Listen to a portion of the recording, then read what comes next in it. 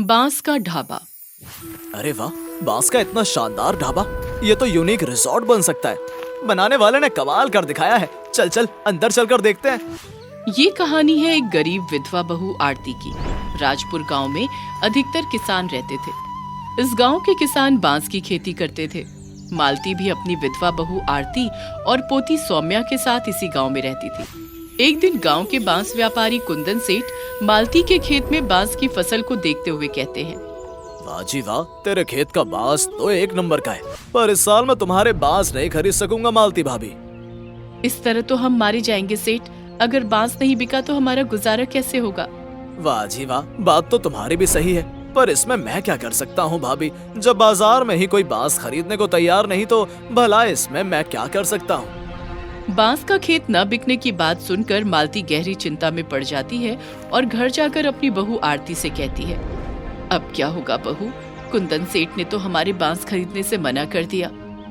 माँ जी, घर में रखा राशन तो 2-4 दिन में खत्म हो जाएगा। इस तरह तो घर में खाने के लाले पड़ जाएंगे। अब मैं क्या बताऊं बेटी, कोई मेहनत मजदूरी ढूंढ लो, आखिर पेट तो पालना ही है। मालती ये कही रही होती है कि तभी गांव का नथुलाल हलवाई आ जाता है और मालती से कहता है, ओ मालती भाभी, सुना है तुम्हारी बहू बहुत स्वादिष्ट खाना बनाती है। हाँ नथुलाल, वो तो है, पर तुम ये सब क्यों पूछ रहे हो? वो मुझे अपने होटल पर एक खाना बनाने वाली की जरूरत है, इसलिए मैं चाहता हूँ कि तुम्हारी बहू ये काम कर ले। महीने का 3,000 तो दे ही दूंगा। ये सुनकर मालती और उसकी बहू के मुरझाए चेहरे खिल उठते हैं। मालती अपनी बहू आरती से कहती है, लो बहू, भगवान ने सुन ली हमारी, तुम्हें काम मिल गया। हाँ माँ जी, मैं कल से ही इन नथुलाल के होटल में काम पर चली जाऊंगी। उस दिन के बाद आरती नथुलाल के होटल पर काम करने लगती है। आरती मन लगाकर खाना बनाती है और उसका बनाया खाना सबको बहुत पसंद आता है। लोग उंगलियां चाटते रह जाते हैं। वाह वाह वाह भाई, नथुलाल खाना तो बड़ा ही लजीज बनाया है। ये खाना खाकर तो सचमुच मजा ही आ गया। ये खाना मालती की बहू आरती ने बनाया है भाई। वाह, इनके हाथों में तो जादू है जादू। ऐसा स्वादिष्ट खाना तो शहर के बड़े बड़े होटलों में भी नहीं मिलता नथुलाल। आरती के खाना बनाने से नथुलाल का होटल अच्छा चलने लगता है, मगर कुछ दिन तक तो सब कुछ ठीक ठाक चलता है। फिर एक दिन आरती चूल्हे से मलाई कढ़ी का भगोना उठाती है तो भगोना उसके हाथ से छूट जाता है। ये देखकर नथुलाल हलवाई आरती पर आग बबूला हो जाता है। कर दिया नुकसान, मैं नुकसान कतई बर्दाश्त नहीं कर सकता। ये ले अपना आज तक का हिसाब और निकल जा मेरे होटल से। ये कहकर नथुलाल हलवाई आरती को अपने होटल से बाहर निकाल देता है और वो रोते हुए मालती को सारी बात बताती है। उसकी बात सुनकर मालती की आंखें छलक आती हैं और वो आरती से कहती है, ये तो बहुत बुरा हुआ बहू, हम तो दाने दाने के लिए तरस जाएंगे। 3 जनों का पेट भरना कोई आसान काम थोड़ी है। अब चिंता न करें माँ जी, मैं कोई और काम ढूंढ लूंगी। आरती ये कही रही होती है कि तभी सौम्या अपनी माँ से कहती है, माँ, तुम खुद अपना ढाबा क्यों नहीं खोल लेती? तुम तो बहुत अच्छा खाना बनाती हो और तुम्हारा खाना तो सभी पसंद करते हैं, पर उसके लिए जगह और ढाबा बनाने के लिए पैसा भी तो होना चाहिए बेटी। ये सुनकर मालती कहती है, बहू, तुम बांस का ढाबा क्यों नहीं बना लेती? वैसे भी हमारे बांस तो कोई खरीद नहीं रहा है। दादी बिल्कुल ठीक कह रही है माँ, अगर हम उन बांस से ढाबा आसानी से बना सकते हैं। आपको याद होगा कि मेरे बचपन में दादी ने मेरे लिए बांस की कैसी सुंदर सी झोपड़ी बनाई थी। वो झोपड़ी तो मैं आज भी बना सकती हूँ। तो फिर क्या सोचना माँ जी, चलो लग जाओ काम पर। हम सब मिलकर एक सुंदर सा बांस का ढाबा बना लेते हैं। उसी दिन से मालती, आरती और सौम्या तीनों बांस का ढाबा बनाने लगती हैं। सौम्या खेत पर बांस काटती, आरती उन्हें सिर पर उठाकर लाती और मालती बांस से कमरे और झोपड़ियां बनाती। तीनों मिलकर कुछ ही दिनों में एक अति सुंदर ढाबा बना लेती हैं। हमारा बांस का ढाबा तो बहुत ही सुंदर बन गया है दादी। हाँ हाँ, देखने वाले देखते ही रह जाएंगे। ऐसा सुंदर बांस का ढाबा बनाया है हम सब ने। वो तीनों मिलकर ढाबा शुरू तो कर देती हैं, मगर कई दिन बीतने पर भी उनके ढाबे में कोई ग्राहक खाना खाने के लिए नहीं आता। ये देख आरती का दिल घबराने लगता है। अब क्या होगा माँ जी, हमें ढाबा खोले कई दिन बीत गए हैं और अब तक एक भी ग्राहक खाना खाने के लिए नहीं आया। बहू, काम धंधे में धैर्य रखना जरूरी होता है, इसीलिए धैर्य रख, ग्राहक भी जरूर आने लगेंगे। एक दिन अमन और सौरभ नाम के 2 यूट्यूब चैनल वाले गांव में बांस की खेती पर वीडियो बनाते घूम रहे थे कि तभी उनकी नजर बांस के ढाबे पर पड़ती है। अरे वाह, बांस का इतना सुंदर ढाबा, हाँ भाई सौरभ, ढाबा तो वाकई में खूबसूरत है और हमें भूख भी लगी है। तो फिर चल अंदर चलकर पहले पेट पूजा कर लेते हैं। ये कहकर अमन और सौरभ अंदर जाकर बैठते हैं तो और अधिक हैरान रह जाते हैं। कमाल का बांस ढाबा है। इसकी तो हर चीज बांस की बनी है। टेबल, चेयर्स, शेल्फ आदि से लेकर सारी सजावट भी बांस से की गई है। कोई पहुंची हुई चीज लगता है बॉस, वरना इतनी रौनक ना होती। तभी आरती उनके पास आकर कहती है और वे दोनों ताक झांक करना छोड़कर आरती से कहते हैं, आपका ढाबा तो बहुत ही सुंदर है। क्या खाना भी इतना ही सुंदर मिलेगा? अब मेरा मतलब है खाना स्वादिष्ट तो मिलेगा ना? वो तो खाना खाने के बाद ही पता चलेगा। तो ठीक है, आपके ढाबे में जो सबसे स्वादिष्ट बनता है वही ले आइए। आरती उन दोनों के लिए मिक्स थाली लेकर आती है। ये हमारे ढाबे की मिक्स थाली है, आप ये खाइए। अरे वाह, चपाती, सब्जियां, रायता, अचार, लाल हरी चटनी, चावल और कड़ी। ये मलाई वाली स्पेशल कड़ी है बाबू, खाओगे तो उंगलियां चाटते रह जाओगे। मलाई वाली कड़ी? ये तो पहले कभी नहीं खाई, मैं तो यही खाऊंगा। अमन और सौरभ खाना खाते हैं तो हैरान ही रह जाते हैं। आरती के हाथ से बनी मलाई कढ़ी खाकर तो उन्हें आनंद ही आ जाता है। वैसे तो सारा खाना बहुत लजीज बनाया है आपने, पर इस मलाई कढ़ी का तो जवाब ही नहीं। हमने जगह जगह का खाना खाया है, पर ऐसा लजीज खाना कहीं नहीं मिला। आपकी मलाई कढ़ी तो रियल में यूनिक डिश है। आपका धन्यवाद बाबू, आपको हमारा खाना पसंद आया। अमन और सौरभ को बांस ढाबा और खाना दोनों इतने अधिक पसंद आते हैं कि वो आरती को बुलाकर कहते हैं, देखिए, हम YouTube चैनल वाले हैं और वीडियोस बनाकर लोड करते हैं। हमें आपका बांस ढाबा और खाना दोनों इतने पसंद आए हैं कि हम आपके ढाबे की वीडियो बनाकर अपने चैनल पर डालना चाहते हैं। इससे लोगों को आपके ढाबे के बारे में पता चलेगा और वो भी आपके लजीज भोजन का लुत्फ उठा पाएंगे। ये सुनकर आरती बहुत खुश होती है और उनको अपने बारे में सब कुछ बताती है। ये सुनकर अमन और सौरभ कहते हैं, देखिए, आपकी मेहनत और टैलेंट को देखकर हम बहुत प्रभावित हुए हैं और हम चाहते हैं कि आपका स्वादिष्ट खाना सब खाएं। पर बेटा, हम आपको कोई पैसा वैसा देने की हालत में नहीं है। हमें आपके पैसे की जरूरत नहीं है माँ जी, बस आप हमें ऐसा ही स्वादिष्ट खाना खिला दिया करो। ठीक है बेटा, ईश्वर तुम दोनों का भला करे।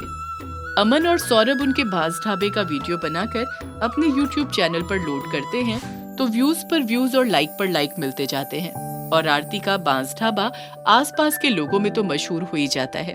साथ ही दूर दूर के लोग भी उसके लजीज खाने का आनंद लेने के लिए उनके बांस ढाबे में आने लगते हैं। ईश्वर की दया से अब तो हमारा बांस ढाबा खूब चलने लगा है बहू। हाँ माँ जी, पर ये सब अमन और सौरभ के कारण ही हो पाया है। तुम ठीक कहती हो बहू, ईश्वर उन दोनों को सदा सुखी रखे। इस तरह मालती और उसकी बहू का बांस ढाबा खूब चलने लगता है और कुछ ही सालों में सचमुच एक जाना माना रिसोर्ट बन जाता है। वो आपको माँ के हाथ के बनाए अचार पसंद है ना? खासकर कटहल का अचार। जब अचार बनाने वाले के हाथ आपकी तरह मसालेदार होंगे तो अचार तो मजेदार बनेगा ही। मुझे अचार वाली भी पसंद है। आप वो माँ ने यहाँ पर अचार की दुकान लगाई है। आप आइए ना। कटहल के तो कई तरीके के अचार हैं। सूखा अचार, मसाले वाला अचार, अचार खट्टा मीठा अचार, मेरा मतलब खट्टा मीठा अचार, कटहल का अचार। कटहल का अचार बेचने वाली सास बहू। अचार ले लो अचार, सास की तरह तीखा, ननद की तरह मसालेदार। एक बार खाकर देखो, बनाओ खाना लज्जतदार। अचार ले लो अचार। अरे इंद्राणी, मेरा बेटा अमेरिका से आया है, पर तेरे पिछले साल के कटहल के अचार का स्वाद नहीं भूला। लो जी, कर लो बात। यूं ही भूल गए तो फिर इंद्राणी के अचार में मजा ही क्या। मैंने भी तो कटहल का अचार डाला है। मयंक से कहो मेरे हाथ का भी चक्कर देखे। अरे नाना गीता, ऐसी कोई बात ना है। मैंने तो खुद ही कटहल का अचार बनाया है, लेकिन ये मयंक है ना, उसे किसी के हाथ का अचार अच्छा ही नहीं लगता। दैया रे दैया, वाह रे हमरे मयंक भैया। अरे 1-2 दिन में अचार भिजवा दूंगी, कह देना उससे। इंद्राणी चाची के होते चटकारे लेने में कमी ना होगी। सुरभि की पड़ोसन गीता अपने पति से कहती है, अपनी बेटी के लिए मयंक का रिश्ता बहुत अच्छा है जी। जाना सुना लड़का है और कोई मांग भी नहीं। अरे मयंक कोई ऐसा वैसा लड़का नहीं है। अंतर्राष्ट्रीय कंपनी में जनरल मैनेजर है। वो भला मध्य वर्गीय लड़की से शादी क्यों करेगा? अरे मोरी मैया, इसका मतलब तुमने अब तक अपनी पत्नी को समझा ही नहीं। इस मयंक को तो मैं अपना ही दामाद बनाऊंगी। हाँ, अगले दिन इंद्राणी अपनी बेटी स्मृति के हाथ अचार भिजवाती है। स्मृति काफी खूबसूरत और पढ़ी लिखी और सुलझी हुई लड़की होती है। अरे ये तो बहुत सुंदर है, इसका पत्ता काटना होगा वरना रागनी का पत्ता ही कट जाएगा। अरे कहाँ जा रही हो? माँ ने अचार भिजवाया था काकी, वही देने जा रही हूँ। अच्छा, ला ला, मैं दे दूंगी, मुझे दे दे। गीता अचार में बहुत सारी मिर्च और नमक मिला देती है, फिर बाहर आकर बोलती है, अरे ओ स्मृति, तू ही ले जा। अभी याद आया, मुझे तो थोड़ा काम है। ले जा। कोई बात नहीं काकी, मैं ही ले जाती हूँ। स्मृति सुरभि के घर पहुँचती है। सुरभि काकी, कहाँ हैं आप? माँ ने अचार भिजवाया है, कहाँ रख दूँ? अरे कौन है? अच्छा स्मृति, अरे मयंक स्टडी में बैठा होगा, उसके हाथ में अचार दे आ, वरना मेरा सर खा जाएगा। स्मृति स्टडी रूम के अंदर जाती है और दूसरी तरफ से मयंक बाहर आ रहा होता है। दोनों टकराते हैं और अचार का कुछ मसाला मयंक की शर्ट पर गिर जाता है। इस तरह घर में क्यों घुसी चली आ रही हो? मेरी पूरी शर्ट गंदी कर दी। अब मुझे माफ कर दीजिए, मैं तो सिर्फ ये कटहल का अचार देने आई थी। अब सॉरी। कटहल का अचार? जरा देखूं। ओह माय गॉड, ये तो बिल्कुल जहर है, जहर। क्या हो गया काकी को? इसे खाना असंभव है, वापस ले जाओ। अब हाँ, मैं माँ को बता दूंगी, अगली बार से ऐसा नहीं होगा। अब मयंक की नजर सहमी हुई स्मृति पर पड़ती है और वो उससे नजर नहीं हटा पाता। मैं स्मृति हूँ, आई एम वेरी सॉरी कि मेरी वजह से आपकी शर्ट गंदी हो गई। अरे नहीं आई एम सॉरी, एक्चुअली मैंने देखा नहीं, गलती मेरी है, मैं चलता हूँ। स्मृति की साड़ी का पल्लू मयंक के गले से छू जाता है। उसकी गंभीरता को देखकर मयंक उसकी तरफ आकर्षित हो जाता है। मयंक बेटा, चल तेरे लिए खाना परोस देती हूँ, अब अपना फेवरेट अचार भी खा लेना। हाँ, माँ अचार बहुत ही तीखा है, मैं नहीं खा सकता। वैसे भी उसके मसालों से मेरी शर्ट बर्बाद हो गई। ये जरूर स्मृति की गलती होगी। इस लड़की को ना जाने कितना गुरूर है। ऐसा क्यों कह रही हो माँ, क्या हुआ? पूरे शरीर से अचार के मसाले की बदबू आती है, पर नखरे ऐसे हैं जैसे कोई राजकुमारी हो। लेकिन माँ वो बहुत सुंदर है, वो किसी राजकुमारी से कम भी नहीं है। मयंक की बात सुनकर सुरभि को स्मृति से जलन होने लगती है। कहीं मयंक को स्मृति पसंद तो नहीं आ गई है। हे भगवान, क्या अचार वाली की बेटी मेरी बहू बनेगी अब? नाग पंचमी के मेले में मयंक मन बहलाने जाता है, जहाँ उसे स्मृति दिखाई देती है। चुपचाप वो उसकी ओर देखते हुए सोचने लगता है, इतनी प्यारी लड़की है, उसके चेहरे पर कितना भोलापन है, जरा सा छल कपट भी नजर नहीं आता। बात करके देखता हूँ। अरे आप देखिए, खूबसूरत लड़कियों को मेले में अकेले नहीं घूमना चाहिए। जी ऐसी बात नहीं है, वो तो बस यूं ही माँ के साथ आई हूँ। अरे तो आप मेला घूमने नहीं आई हैं? जी, वो आपको माँ के हाथ के बनाए अचार पसंद है ना, खासकर कटहल का अचार। जब अचार बनाने वाले के हाथ आपकी तरह मसालेदार होंगे तो अचार तो मजेदार बनेगा ही। मुझे अचार वाली भी पसंद है। वो माँ ने यहाँ पर अचार की दुकान लगाई है, आप आइए ना। कटहल के तो कई तरीके के अचार हैं, सूखा अचार, मसाले वाला अचार, खट्टा मीठा अचार, मेरा मतलब खट्टा मीठा अचार, कटहल का अचार। आओ बाबूजी, तुम्हारे कदम बहुत शुभ हैं। मुझे अभी अचार का बहुत बड़ा ऑर्डर मिला है। हाँ चाची, तुम्हारे घर तो लक्ष्मी जैसी बेटी है, लक्ष्मी तो आएगी ही। स्मृति पर अपना प्रभाव डालने के लिए मयंक कई तरह के अचार खरीद लेता है और कहता है, अरे चाची, तुम इतना स्वादिष्ट अचार बनाती हो, अमेरिका में मैं इनके बिना कैसे रहूँगा? अरे तो इसमें क्या बात है बिटवा, ब्याह कर लो, तुम्हारी दुल्हनिया को भी सिखा दूंगी, फिर खाते रहना अचार अमेरिका में। मयंक घर पहुंचता है और उसके हाथ में इतने सारे अचार देखकर सुरभि को अंदाजा हो जाता है कि दाल में कुछ काला है। वो कहती है, ये क्या, तू तो कटहल के सिवा कोई अचार खाता ही नहीं, फिर इतने अचार क्यों ले आया है? अरे माँ, मैं तो तुम्हारे लिए अचार वाली भी लाने वाला हूँ, तू बस हाँ कह दे। क्या बकवास कर रहा है, मैं समझी नहीं कुछ। सुरभि घर के दरवाजे पर सर पकड़कर बैठ जाती है। गीता पूछती है, क्या हुआ भाभी जी, ऐसे क्यों बैठी हो? सब ठीक तो है ना? मेरा तो दिल घबराने लगता है तुम्हें उदास देखकर। अरे क्या बताऊं, जिसका डर था वही हुआ। मुझे तो लगता है मयंक का दिल उस अचार वाली की बेटी पर आ गया है। हाय राम, क्या कह रही हो भाभी जी? मैंने तो पहले ही कहा था मयंक का रिश्ता मेरी रागिनी से कर दो, नाक तो कटने से बच जाएगी कम से कम। सुरभि 2 दिनों के बाद मयंक से कहती है, बेटा मैं बूढ़ी हो गई हूँ अब, क्या भरोसा मेरी जिंदगी का अब। ऐसा मत बोल माँ, तेरे सिवा मेरा कोई भी नहीं है, तू तो मेरा भगवान है। अगर तू सच बोल रहा है तो फिर रागिनी से शादी कर ले बेटा। माँ तुम जानती हो ना मैं स्मृति से शादी करना चाहता हूँ। लेकिन ये तो बता, रागिनी में ऐसी क्या कमी है? दूर क्या जाना माँ, बस इतना ही बता दो, क्या रागिनी स्मृति की तरह अचार बना सकती है? देख मयंक, अगर यही बात है तो रागिनी और स्मृति दोनों की अचार बनाने की प्रतियोगिता करवा देते हैं। हाँ, सुरभि और गीता अचार बनाने की प्रतियोगिता रखती हैं, जिसमें रागिनी और स्मृति दोनों ही भाग लेती हैं। देख गीता, अब तुझे ही संभलना होगा।